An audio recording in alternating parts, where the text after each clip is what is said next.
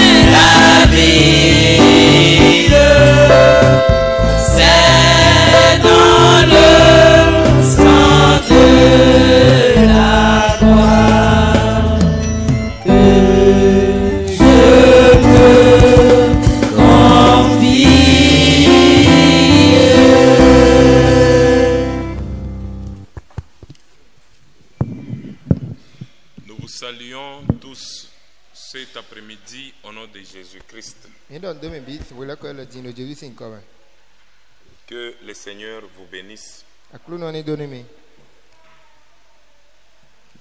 Nous allons nous mettre debout pour lire la parole de Dieu. Et avant cela, nous allons prier. Seigneur notre Dieu, nous venons devant toi ce soir au nom de Jésus-Christ. Tu as dit, là où 2 ou 3 sont réunis en ton nom, tu es au milieu d'eux. Et nous avons la foi que tu es au milieu de nous. C'est pourquoi nous te recommandons ce culte Sois avec nous du début jusqu'à la fin. Souviens-toi, Père, de toutes les requêtes qui ont été lues en ces lieux. Puisses-tu, ô Dieu, répondre à chacun selon le désir de son cœur, pour la gloire et l'honneur de ton nom. Nous te prions, Père, au nom de Jésus-Christ. Amen. Nous lirons dans Jean chapitre 14, du premier verset au verset 3.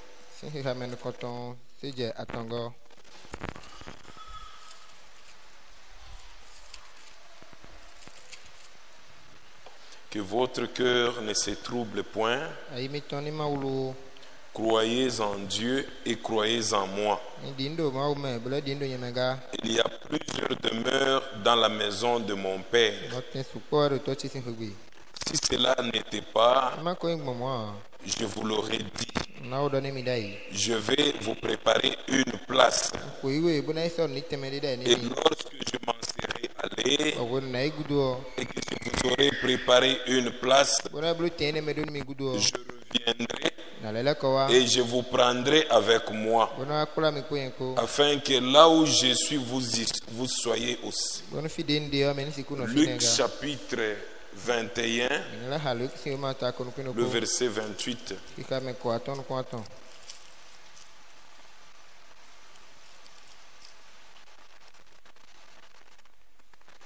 Quand ces choses commenceront à arriver,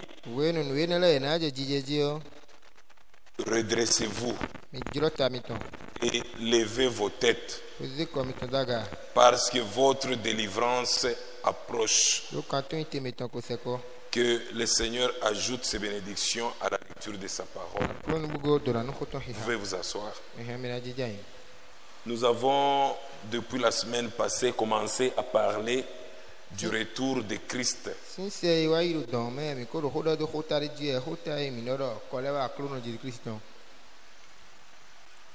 Quand on parle du retour de Christ, on s'attend aussi à une préparation. Puisque quand nous lisons dans Apocalypse chapitre 19, la Bible dit, à partir du verset 7, réjouissons-nous, soyons dans l'allégresse. Ici, la Bible ne parle pas d'être dans des soucis. Non. Il dit réjouissons-nous, soyons dans l'allégresse. La Bible ne demande pas d'être dans des conflits. Il dit soyons dans l'allégresse et donnons-lui gloire.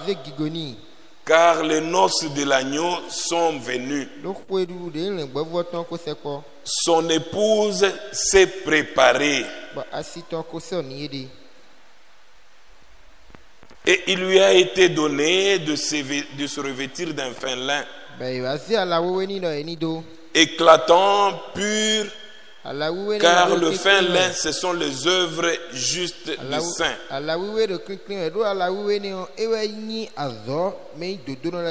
Donc l'épouse qui doit rencontrer son époux doit être préparée. Même dans le naturel, quand un jeune homme se prépare au mariage, ou une jeune femme, une jeune fille se prépare au mariage, plutôt, la fille sera sûre que ce jour-là, elle doit réellement plaire à son mari.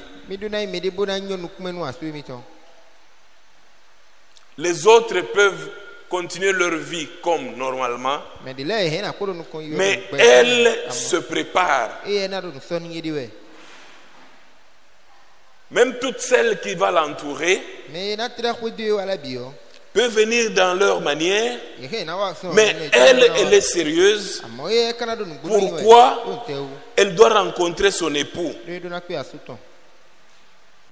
L'ange me dit, écrit, heureux ceux qui sont appelés au festin de noces de l'agneau.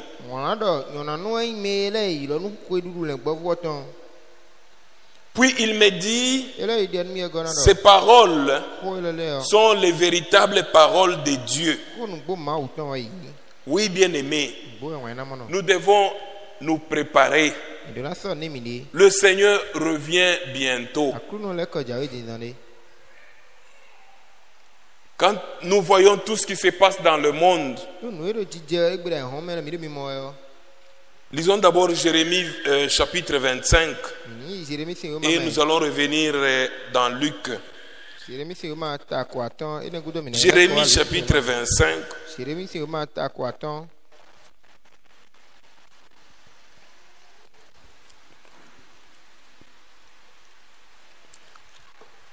Du verset 30 au verset 33.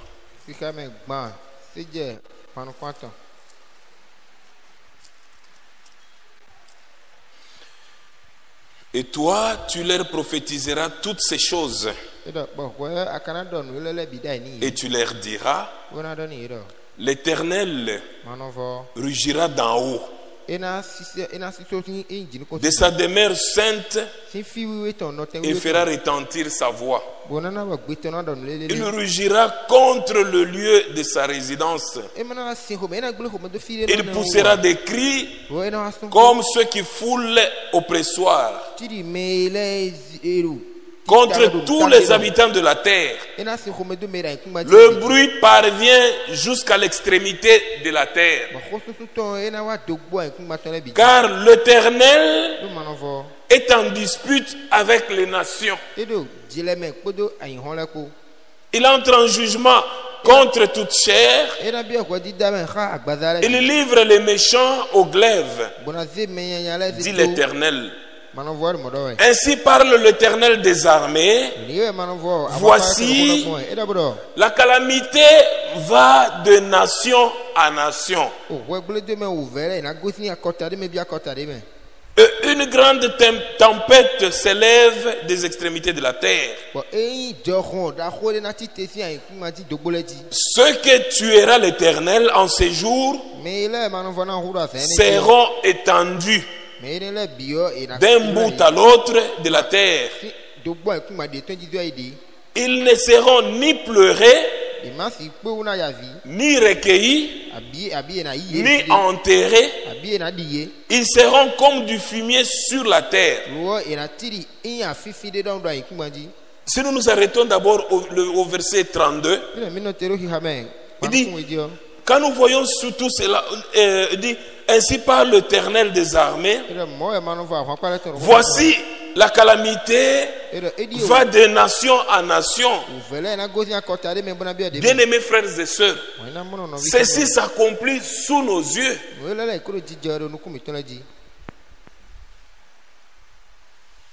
C'est une réalité. Donc tout ceci montre réellement que le Seigneur revient bientôt.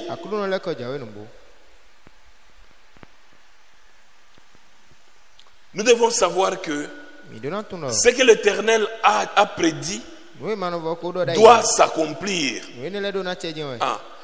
Dans Luc chapitre 21, à partir du verset 25, la Bible dit il y aura des signes dans le soleil, dans la lune et dans les étoiles. Et sur la terre, il y aura de l'angoisse chez les nations qui ne sauront que faire au bruit de la mer et des flots. Les hommes rendant l'âme de terreur dans l'attente de ce qui surviendra pour la terre, car les puissances des cieux seront ébranlées. Alors on verra le Fils de l'homme venant sur une nuée avec puissance et une grande gloire. Quand ces choses commenceront à arriver, redressez et levez vos têtes, parce que votre délivrance approche. Oui, bien-aimés, même au temps de Lot, c'était toujours la même chose. Il y a des signes qui étaient précurseurs et qui devaient nécessairement arriver. Et ces choses-là sont arrivées aux yeux d'Abraham. Bien-aimés frères et sœurs, même dans ce temps ici, ces choses ici sont visibles. Aujourd'hui, il y a des calamités partout. Nous nous balançons des vidéos ci et là de ce qui se passe dans le monde. Les tremblements de terre, les érosions, tout ce qui se passe dans le monde. C'est pour notre instruction que réellement le Seigneur vient bientôt. C'est pourquoi, quand nous entendons toutes ces choses, nous devons vérifier la manière dont nous marchons avec le Seigneur. Est-ce que nous sommes réellement prêts?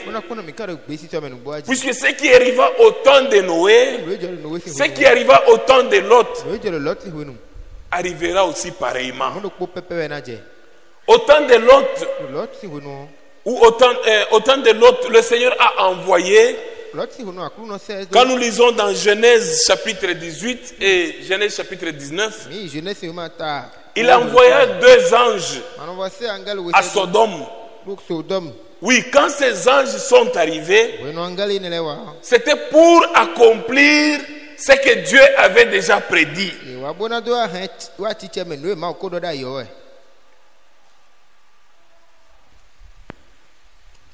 Genèse chapitre 18.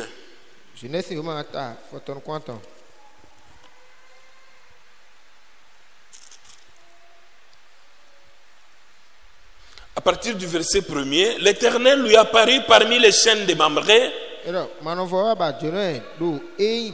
comme il était assis à l'entrée de sa tente pendant la chaleur du jour. Il leva les yeux et regarda, et voici 3 hommes étaient debout près de lui.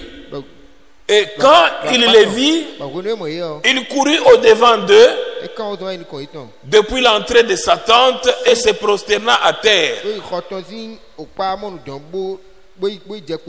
Et quand ces anges sont arrivés, il y a eu une conversation. Ils ont parlé avec Abraham. Après avoir parlé, et ils voulaient se retirer, puisque leur mission, c'était d'aller à Sodome. La Bible dit, le péché de Sodome était arrivé jusqu'au ciel. Alors Dieu devait agir. Et avant de le faire, il a envoyé ses anges. Et au verset 10, donc quand ils ont fini la conversation avec Abraham, ils se sont rendus compte qu'ils ne devaient rien cacher à Abraham, puisque Abraham, c'était un élu de ce temps-là. Donc il ne fallait pas lui cacher, il fallait lui dire. Oui, bien aimé, même dans ce temps ici, nous voyons les autres églises où les autres croyants continuent la vie comme d'habitude. Mais nous, quand nous voyons tout ce qui se passe dans le monde, les pestes, les guerres, le tremblement de terre, tout cela devait nous réveiller que le Seigneur revient bientôt. C'est un temps où nous devons être plus proches. Et Dieu ne nous a pas caché toutes ces choses. Voyez aujourd'hui, quand vous suivez les informations, on voit par exemple, dans l'ouest de la République démocratique du Congo, où il y a eu des volcans, oui, les gens, quand vous suivez ce que les scientifiques disent, ils disent qu'il n'y a pas eu réellement des signes qui pouvaient montrer que le volcan pouvait surgir immédiatement. Bien aimés frères et sœurs, le calendrier de Dieu n'est réservé qu'à Dieu. Mais en tant que croyants, en tant qu'enfants de Dieu, quand nous voyons toutes ces choses, nous devons être prêts. Il y en a qui disent, oui, ça apparaît tous les 20 ans. Il n'y a personne qui maîtrise le cycle de Dieu. Il n'y a personne qui a le secret de Dieu. Tout ce que Dieu veut faire, vous savez, cette contrée-là, quand vous suivez les informations, c'est une contrée qui a connu des guerres et des guerres. Et même maintenant, ils sont en guerre. Mais voilà maintenant une calamité surgit. Et les gens ne parlent pas de guerre. On parle d'abord de ce volcan. Donc on a oublié d'abord.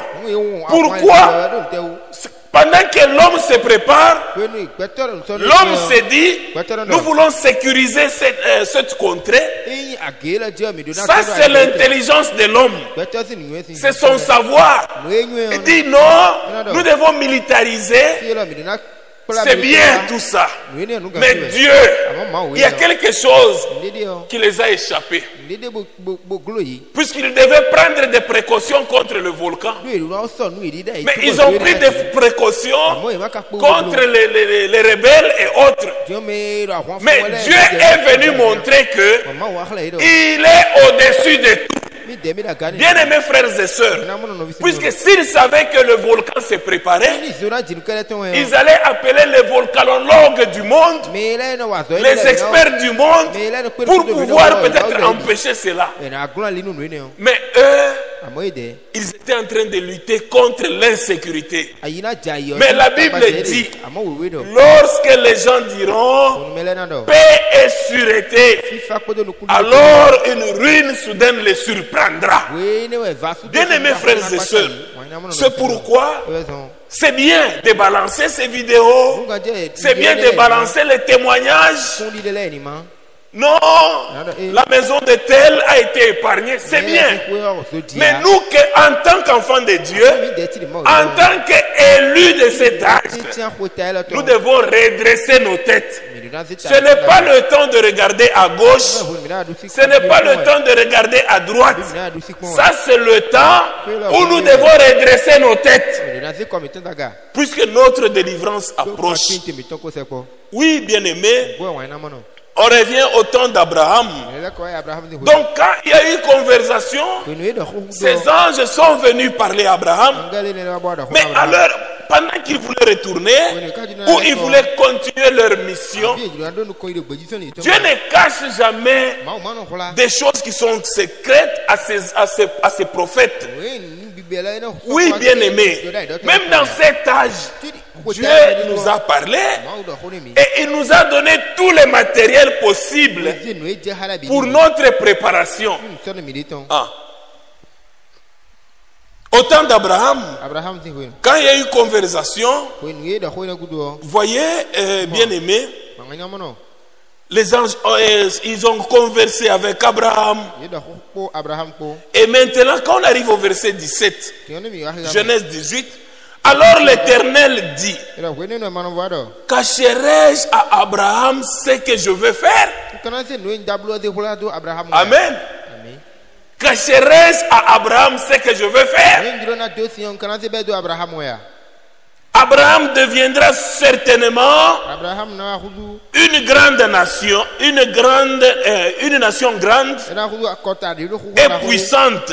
Et en lui seront bénies toutes les nations de la terre. Amen. Les nations de la terre seront bénies à Abraham. Amen. C'est pourquoi Si Dieu t'a béni, ce n'est pas pour toi. Ça vient d'Abraham. C'est une promesse qui nous a été faite. La promesse venant de Dieu, quand Dieu te bénit, tu peux aussi bénir les autres. On ne te bénit pas pour retenir la bénédiction. La bénédiction d'Abraham doit continuer. Il dit, car je l'ai choisi, afin qu'il ordonne à ses fils et à sa maison, après lui, de garder la voie de l'Éternel. Donc nous devons garder la voie de l'Éternel. Nous devons garder la parole de l'Éternel. De garder la voie de l'Éternel en pratiquant la droiture et la justice, et qu'ainsi l'Éternel accomplisse en faveur d'Abraham les promesses qui lui a été faites. Oui, bien-aimé. Quand ces anges sont arrivés, donc ils ont fini avec Abraham, et vous continuez la lecture, vous verrez que Abraham, quand le plan lui a été révélé, il a commencé à plaider, à intercéder pour Sodome et pour Gomorrhe. Puisqu'il lui a été dit que Sodome devait être détruite, Abraham a commencé à négocier. Au verset 23, Abraham s'approcha et dit, feras-tu aussi périr le juste avec le méchant? Donc quand il lui a été dit que, au verset 20, il dit, et l'Éternel dit, les cris contre Sodome et Gomorre s'est accru, et leur péché est énorme. C'est pourquoi je vais descendre et je verrai s'ils ont agi entièrement selon les bruits venus jusqu'à moi. Et quand il lui a été dit, Abraham savait que à Sodome, il y avait son neveu Lot. Il a commencé à négocier.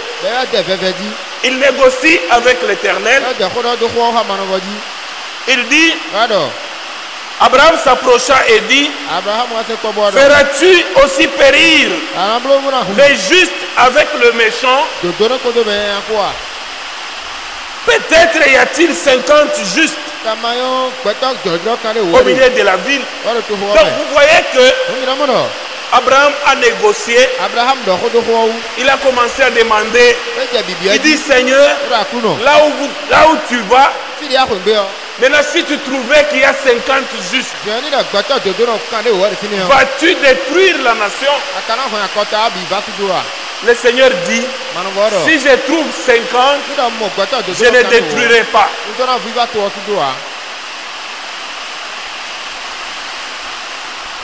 Il a continué à négocier. Il dit, alors si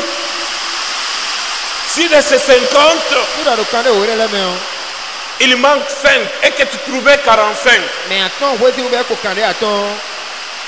l'Éternel dit, je ne détruirai pas. Donc quand Abraham était en train de négocier, il savait d'abord il savait aussi que les gens de Sodome c'était des grands pécheurs. Mais il y avait parmi eux Lot, son neveu. Oui, bien aimé. Et il a continué à négocier. Il dit sûrement, si tu trouves par exemple 10, l'Éternel dit, je ne détruirai pas.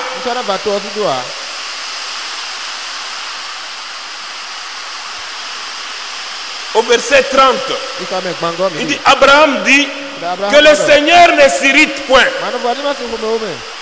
Et je parlerai, peut-être, prenons le verset 32. Il dit que le Seigneur ne s'irrite point et je ne parlerai plus que cette fois. Peut-être se trouvera-t-il dit juste.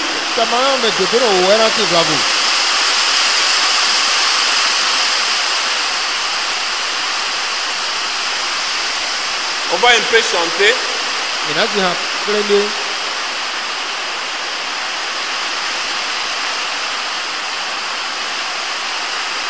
On va entonner un cantique.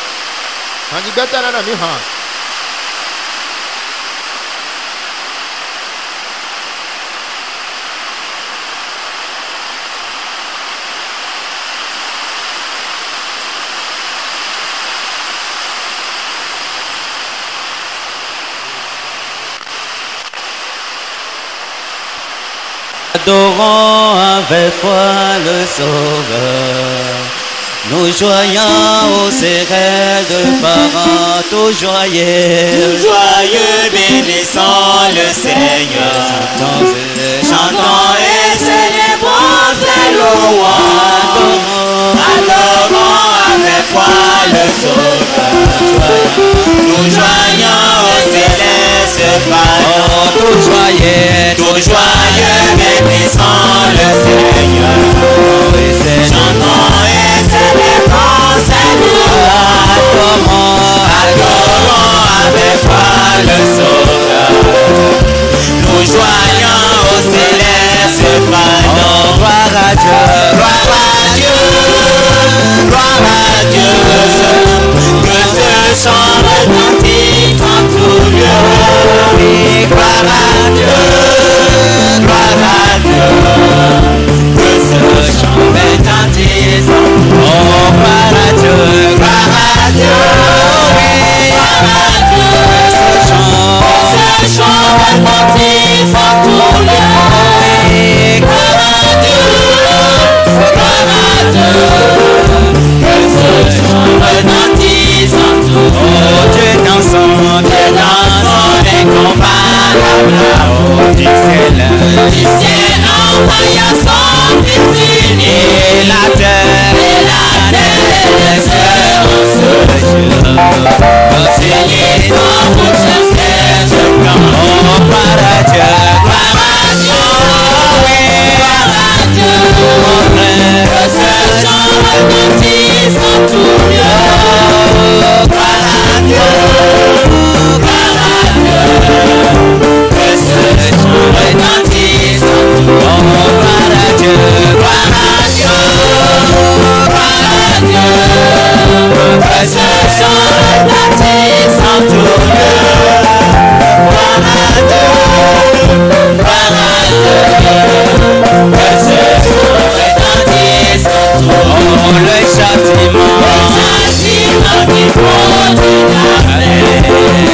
Jésus-Christ a sévi pour son âme. Et pour lui expier nos problèmes.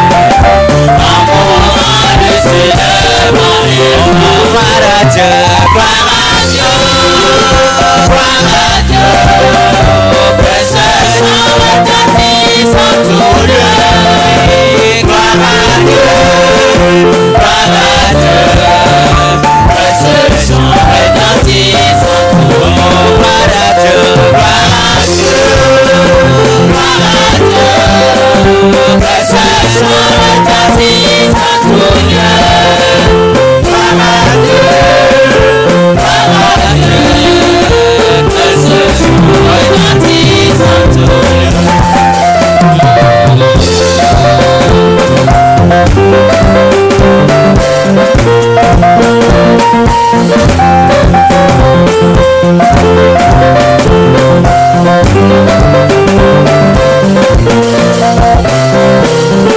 Nous volons le tour de son oui. Des merveilles sur toute notre joie.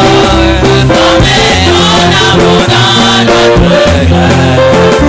Et puis le chaque cœur nous dit. Nous volons le tour de son cœur. Des merveilles sur toute notre joie. Emmène ton amour dans notre cœur.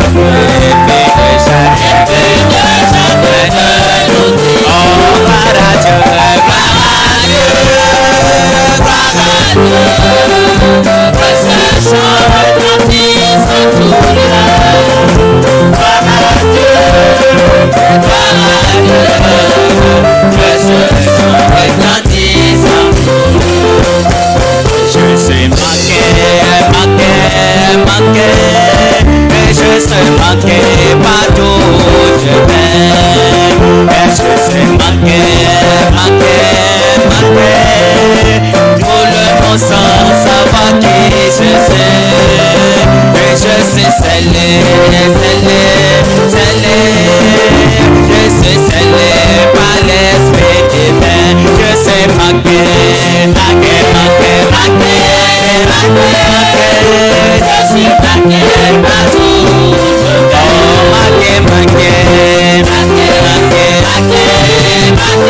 tout le monde sans savoir qui je suis. Je sais sceller. Je sais sceller par l'esprit. Oh, gloire à Dieu. Alléluia, amen. Je suis seul et je sais pris ma place. Amen. Amen. Abraham continua à intercéder et dans tout ce qu'il était en train d'intercéder, puisque Abraham savait que à Sodome, il y avait Lot de Sodome. Le verset 32, là où nous disions, Abraham dit que le Seigneur ne s'irrite point. Et je ne parlerai plus que cette fois. Peut-être s'y trouvera-t-il dit juste. Et l'Éternel dit, je ne détruirai point à cause de ces 10 justes. L'Éternel s'en alla lorsqu'il lui achevait de parler à Abraham. Et Abraham retourna dans sa demeure. Bien-aimés, vous voyez que maintenant quand ces anges sont arrivés à Sodome, là c'est dans le chapitre 19. Vous pouvez lire tous les chapitres à la maison. Mais nous allons prenons d'abord le verset 15. Mais à la maison, commencez par le premier verset. Dès l'aube du jour, les anges insistèrent auprès de Lot en disant, lève-toi, prends ta femme et tes 2 filles qui se trouvent ici, de peur que... Prends ta femme et tes 2 filles de peur que tu ne périsses dans la ruine de la ville. Et ça c'est à l'aube. Et vous verrez que avant l'aube, ces hommes, ils ont dit au verset 12, ils dirent à Lot, qui as-tu encore ici? Bien-aimés frères et sœurs, notre Dieu c'est un Dieu de miséricorde. C'est pourquoi même quand nous vous demandons d'inviter les gens, Dieu n'aime pas la mort d'un pécheur. Nous vous avons toujours dit, invitez les gens. Même si quelqu'un ne vient pas, mais que je lui dise quand même. Puisque tant que tu ne lui dis pas, c'est ta responsabilité. Voyez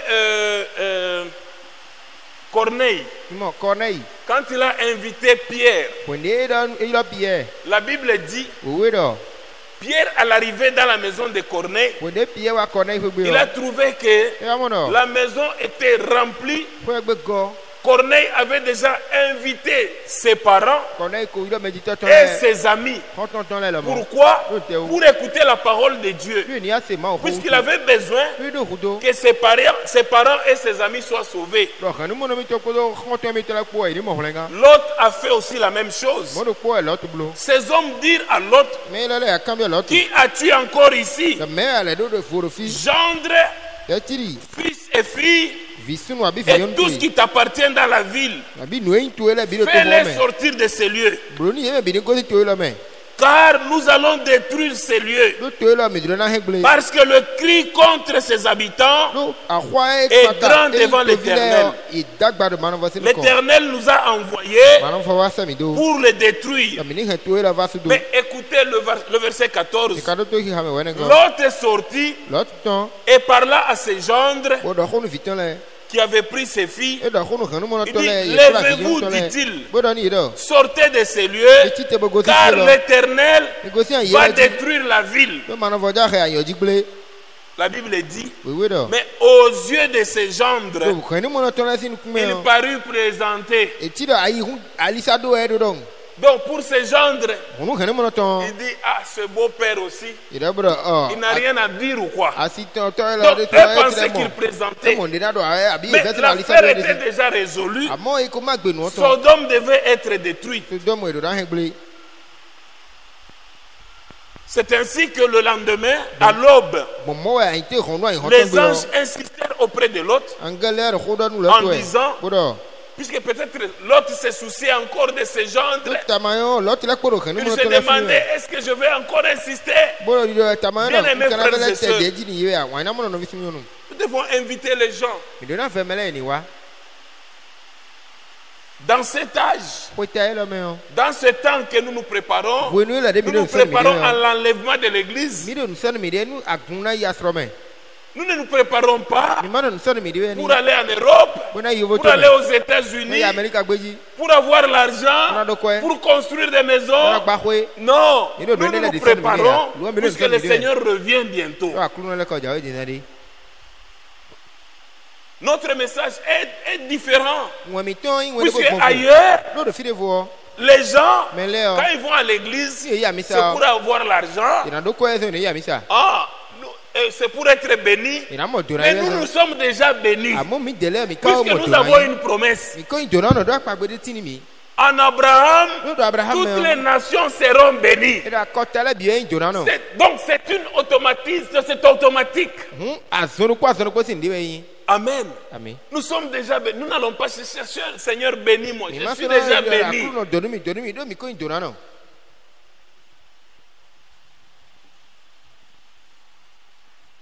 Dès l'aube du jour, les anges insistèrent auprès de l'autre en disant, lève-toi, prends ta femme et tes 2 filles qui se trouvent ici, de peur que tu ne périsses dans la ruine de la ville.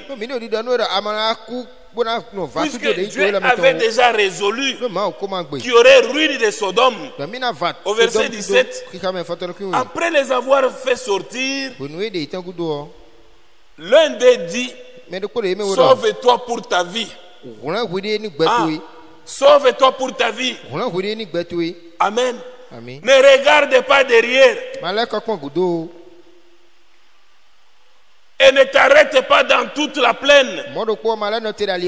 Sauve-toi vers la montagne. De peur que tu ne périsses. Je voulais un peu m'arrêter là. Bien-aimés frères et sœurs, voyez ici, les anges, quand ils sont arrivés à Sodome, ils ne pouvaient rien faire. Ils ne pouvaient rien faire jusqu'à ce que Lot sorte de Sodome. Il ne pouvait rien faire puisque Lot a trouvé grâce devant Dieu.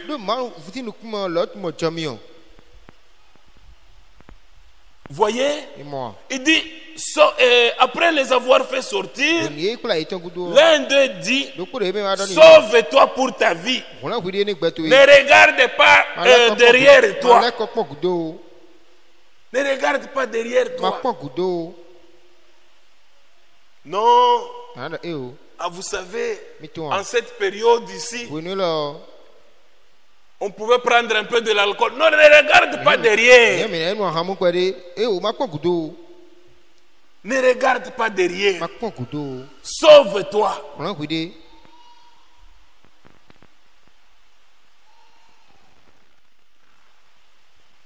Non, ce qu'il a fait, il va payer. Il connaît comment je me fâche. Ne regarde pas derrière. tu t'es fâché, tu te mettais en colère. Sauve-toi pour ta vie. Ne regarde pas derrière. Non, mais ils sont en train de me critiquer. Ils parlent de moi. C'est pourquoi moi aussi je parle d'eux. Sauve-toi pour ta vie. Ne regarde pas derrière. Non, elle m'a insulté, c'est pourquoi j'ai répliqué. Sauve-toi. Ne regarde pas derrière. Ne regarde pas ce que tu étais.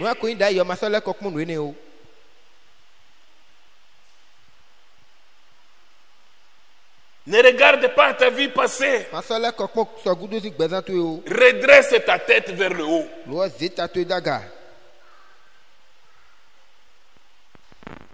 Ne regarde pas derrière et ne t'arrête pas dans toute la plaine. Non, ne t'arrête pas. Non, je n'irai plus à l'église. Je n'irai plus à l'église. Puisque quand je vais à l'église, ce frère-là, cette soeur-là, ne t'arrête pas. Que cela ne t'arrête pas dans ta marche. Tu vas rater l'enlèvement. Après avoir fait beaucoup de sacrifices, à cause d'une soeur, à cause d'un frère. Si le Seigneur revient, tu n'as pas encore mis la chose en ordre. Tu vas rester.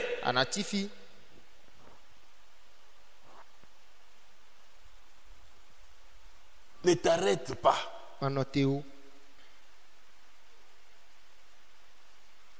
Ne t'arrête pas dans toute la plaine.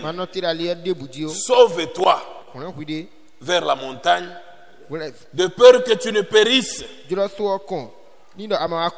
Oui, bien aimé, Dieu en envoyant ses anges à Sodome, il ne pouvait rien faire jusqu'à ce que Lot sorte de Sodome. Le feu ne pouvait pas aussi tomber pendant qu'il n'était pas encore sorti. Il fallait qu'il sorte, puisque c'était un élu de cet âge.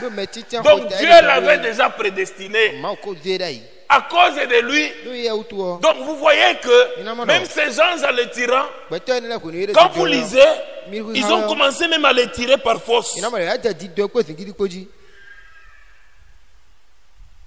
Il le tire par force pour le faire sortir. Pourquoi? Puisque Dieu avait déjà résolu que ce Sodome devait être sous le feu.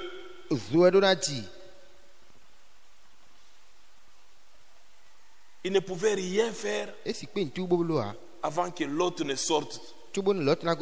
C'est ainsi avec l'église épouse. L'église épouse n'attend pas le jugement. L'église épouse n'attend pas les jours qui viendront. Lisons dans Malachie chapitre 5 pour avoir le contexte. Malachie chapitre 5.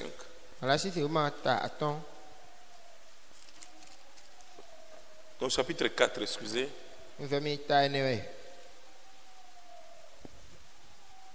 À partir du verset 5. Voici, je vous enverrai Élie le prophète avant que le jour de l'Éternel arrive. Ce jour grand et redoutable. Amen. L'église épouse n'attend pas cela. Non, il dit, il ramènera le cœur de père à leurs enfants, le cœur des enfants à leur père, de peur que je ne vienne frapper les pays d'interdit. Donc c'est pourquoi Dieu nous a envoyé un prophète pour que nous puissions être épargnés. L'église épouse attend seulement le jour glorieux, le retour de notre Seigneur. C'est ce que l'église épouse attend. C'est pourquoi, bien-aimés frères et sœurs, si le Seigneur traîne encore, comme certains le disent, c'est parce qu'il use de bonté pour que nous ne puissions pas périr. C'est pour que nous puissions mettre notre vie en ordre. Et dans Actes chapitre 3, au verset 19, Actes chapitre 3, le verset 19, la Bible dit ceci.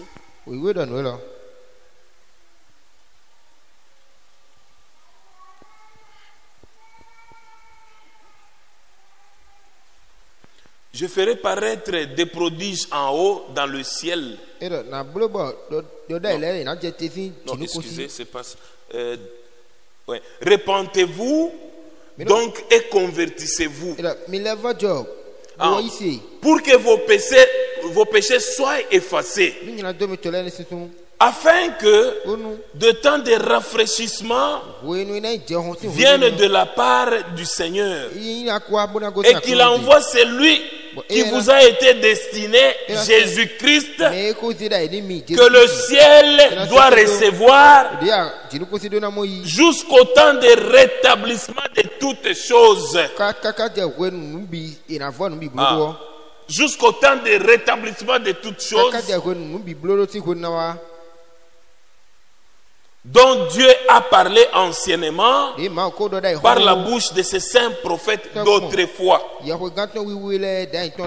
n'a pas parlé par les évangélistes, mais il a parlé par les prophètes d'autrefois. C'est pourquoi, même dans cet âge, il nous a envoyé Élie le prophète.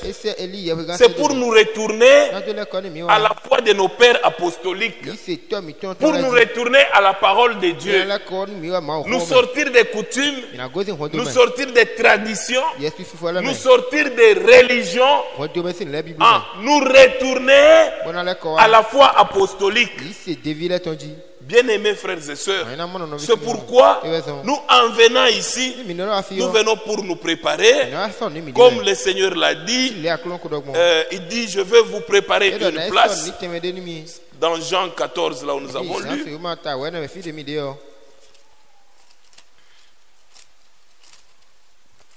Je vais vous préparer. Il dit, il y a plusieurs demeures dans la maison de mon père. Si cela n'était pas, je vous l'aurais dit. Je vais vous préparer une place. Et lorsque je m'en serai allé et que je vous aurai préparé une place, je reviendrai et je vous prendrai avec moi, afin que là où je suis, vous y soyez aussi. C'est ce que nous attendons, puisque le Seigneur est allé nous préparer une place, et il reviendra pour nous prendre. Il va nous prendre dans quelles conditions?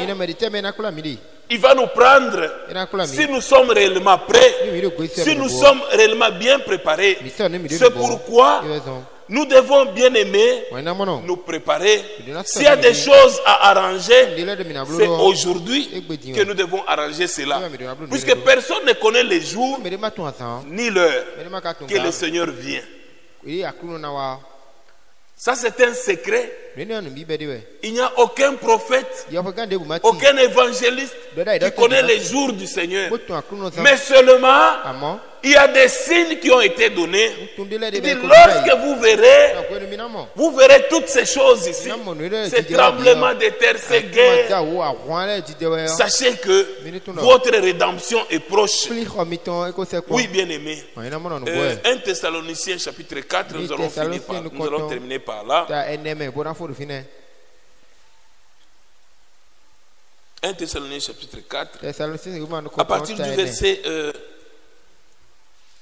verset 16. Car le Seigneur lui-même a un signal donné à la voix d'un archange et au son de la trompette de Dieu, descendra du ciel et les morts en Christ ressusciteront premièrement. Et ensuite, nous les vivants qui serons restés, nous serons tous ensemble enlevés avec eux sur des nuées à la rencontre du Seigneur dans les airs. Et ainsi, nous serons toujours avec le Seigneur. Là, nous serons toujours avec lui. Au verset 14.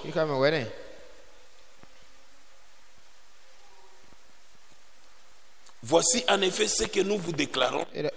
D'après la parole du Seigneur. Nous les vivants restés pour l'avènement du Seigneur. Nous ne devancerons pas ceux qui sont décédés. Puisque le mort en Christ ressusciteront premièrement. C'est pourquoi, bien-aimés, nous devons toujours contrôler notre vie. Si vous mourrez avant le Seigneur, vous mourrez dans quel état? Si vous mourrez pécheur, vous êtes toujours pécheur. Ah. Nous n'avons pas cet enseignement que le jour où vous mourrez, on peut encore amener votre cercueil, on commence à prier pour vous, pour que Dieu puisse ôter les péchés. Non, c'est maintenant. Quand la Bible dit repentez-vous, cette parole est adressée aux vivants. C'est pendant que vous êtes en vie que vous devez vous repentir. Ce n'est pas quand quelqu'un est mort, on commence à demander. Non, on prie pour que le Seigneur puisse le recevoir. Si vous mourrez pécheur, vous allez directement dans l'enfer. Ah. Mais quand vous mourrez en Christ, vous avez de l'espérance. Vous avez de l'espérance qu'au jour du Seigneur, le Seigneur lui-même, à la voix d'un archange et au son de la trompette, il descendra du ciel et les morts en Christ ressusciteront premièrement. Il dit ensuite, nous les vivants qui serons restés, nous serons tous ensemble avec eux, enlevés sur des nuées. L'enlèvement, c'est pour ceux qui attendent l'enlèvement. C'est pourquoi, bien-aimés, c'est maintenant que nous devons arranger notre vie. C'est pourquoi la Bible dit repentez-vous, repentez-vous et convertissez-vous. Nous ne venons pas ici par habitude, mais nous venons ici parce que le Seigneur nous a fait une promesse. C'est pourquoi nous venons pour nous préparer afin que ces jours ne puissent pas être une surprise. Il faudrait que quand il vient, que nous puissions aussi faire partie de cette troupe de vainqueurs. C'est pourquoi, bien-aimés, c'est aujourd'hui que nous devons nous préparer. Que le Seigneur vous bénisse. Nous allons nous mettre debout.